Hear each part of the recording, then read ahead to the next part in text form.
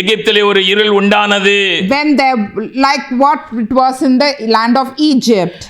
யோவேல் தீர்க்கதரிசி 2வது அதிகாரம் 30-31 இப்படியாக நாம் வாசிக்க கேட்கிறோம். தேவன் வானத்திலும் பூமியிலும் இரத்தம், அக்கினி, புகை ஸ்தம்பமான அதிசயங்களை அவர் காட்டப் போகிறார்.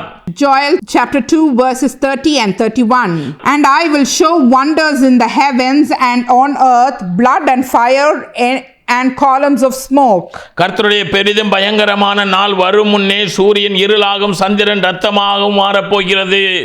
The sun shall be turned to darkness and the moon to blood before the great and awesome day of the Lord comes. இது அப்போஸ்தலர் நடபடிகள் 2வது அதிகாரத்திலே 19-20 நாம் பார்க்கிறோம். We also see this in Acts chapter 2 verses 19 and 20. வெளிப்படுத்தின விசேஷத்திலே 6வது அதிகாரத்திலே நாம் 12-13-14 பார்க்கிறோம். The same thing we see in Revelation chapter 6 verses 12 and 13. தேவ பிள்ளையே, Children of God, பூமி இருளாய் மாறப் போகிறது. the world is going to become dark. கர்த்தருடைய நாள் என்ன செய்ய போகிறார்? அவர் 6வது முத்திரையை உடைக்கும் போது இப்படிப்பட்ட காரியங்கள் சம்பவிக்க போகிறது. When God is breaking the 6th seal, such happenings will take place. தேவ பிள்ளையே, Children of God, வானத்திலிருந்து விண்கற்கள் விழப்போகிறது. there will be meteorites falling from the sky. அப்படிப்பட்ட காரியங்கள் சம்பவிக்கும் போது இதெல்லாம் குடியிருப்புகளின் மேல் விழுமையானால் திரளான மரணங்கள் சம்பவிக்கும். அது விழும்போது அதில் இருக்கிற அக்கினியினாலே என்ன செய்ய போகிறது? எல்லாம் வெந்து உருகி அழிய போகிறது.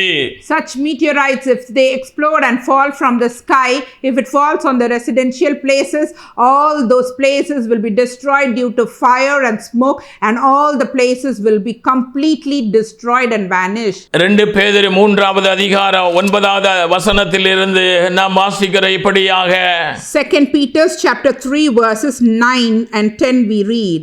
நான் நினைக்கிறேன் அவர் தாமதிக்கிறார் என்று நம்ம எல்லாரும் நினைக்கிறோம். We all think the coming of the Lord is slow. அவர் தாமதிக்கிறது, அவர் வாக்குத்தத்தம் பண்ணினதை குறித்து அவர் தாமதமாய் இராமல் ஒருவரும் கெட்டு போக கூடாது அப்படின்பதற்காகவே அவர் தாமதமாக என்ன செய்கிறார் இருக்கிறார். எல்லாரும் மனம் திரும்ப வேண்டும் என்பதற்காக அவர் என்ன செய்கிறார்?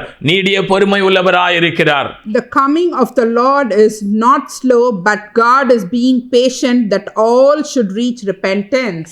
கர்த்தருடைய நாள் இரவிலே திருடன் வருகிற விதமாய் வரும்.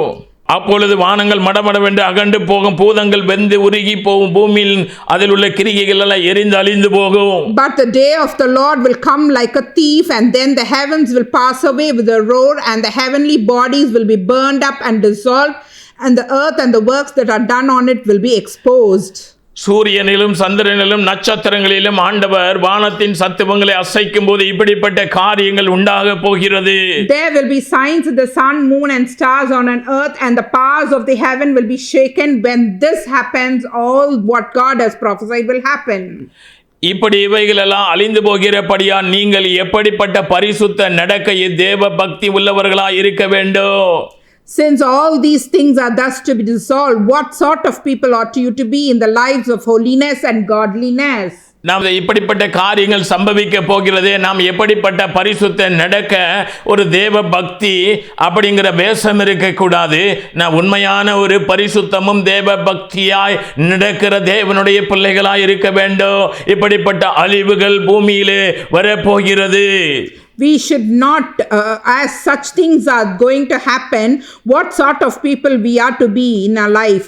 We should be living in the life of holiness and godliness, not just the life to dodge God, that we are holy, but truly there should be holiness and godliness in our life. தேவனுடைய நாள் சீக்கிரம் வரும்படியாக நம்மெல்லாம் மிகுந்த ஆவலோடு என்ன செய்கிறோம்? காத்திருக்கிறோம். We are waiting and hastening for the coming of the day of the Lord.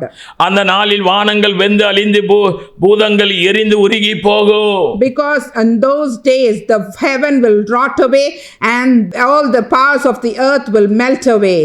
தேவனுடைய நாள் வருவதற்காக நாமெல்லாம் என்ன செய்கிறோம்? சபையானது இன்றைக்கு அவர் வரும்போது அவரோடு கூட எடுத்துக் கொள்ளப்படும்படியாக 1 தெசலோனிக்கர் 4வது அதிகாரத்திலே நாம் வாசிக்கிறோம். நம்முடைய ஆண்டவராகிய இயேசு கிறிஸ்து வரும்போது மனவாட்டி சபையானது அவரை சந்திக்க மத்திய ஆகாயத்திற்கு போகும்படியாக இன்றைக்கு நாம் எல்லாம் காத்திருக்கிறோம். Why are we tarrying nowadays? The church of God, the bride of God, we are tarrying to be taken up with him when he comes and meet us in the mid-air. It is mentioned in 1 Thessalonians chapter 4.